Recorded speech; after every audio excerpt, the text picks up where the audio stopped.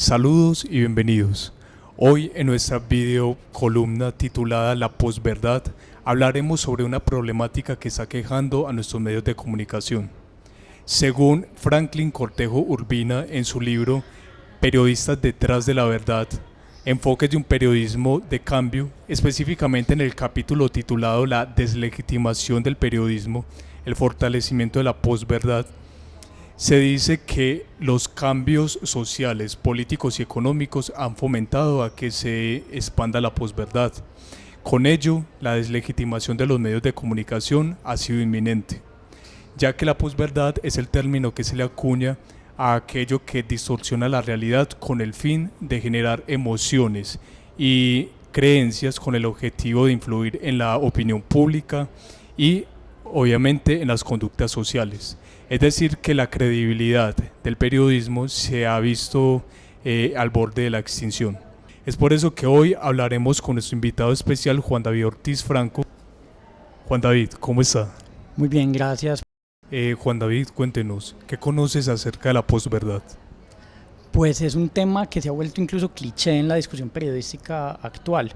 Desde hace varios años se ha abordado la discusión alrededor de las fake news y en general de las mentiras deliberadas que circulan en algunos medios de comunicación.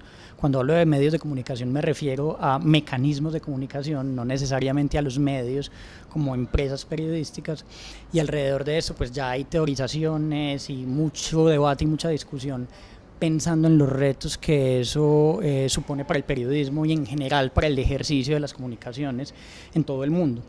En el caso de los medios de comunicación, ahí sí hablando de empresas periodísticas y muy concretamente del caso colombiano, pues creo que además en este contexto como el que tenemos hoy de campañas políticas nos enfrentamos a esa posverdad como acciones deliberadas de actores que en muchas ocasiones tienen poder por su alcance, por su acceso, por sus recursos o por su capacidad de ascendencia en audiencias amplias que deliberadamente mienten y tratan de pasar por verdad aquello que no lo es.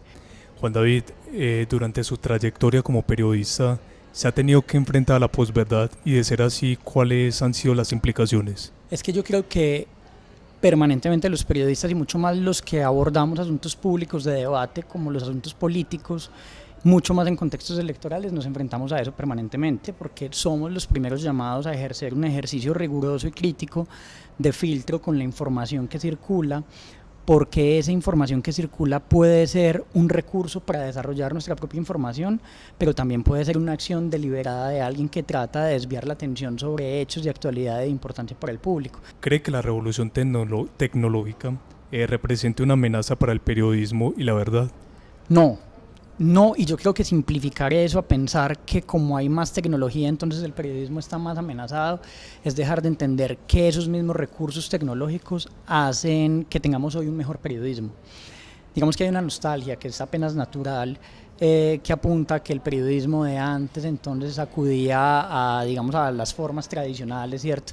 Esas consignas de gastar suela, esa idea de que antes no existía WhatsApp, entonces que los periodistas se esforzaban más por acercarse a las fuentes o se esforzaban más por tener un contacto directo con los personajes de sus historias.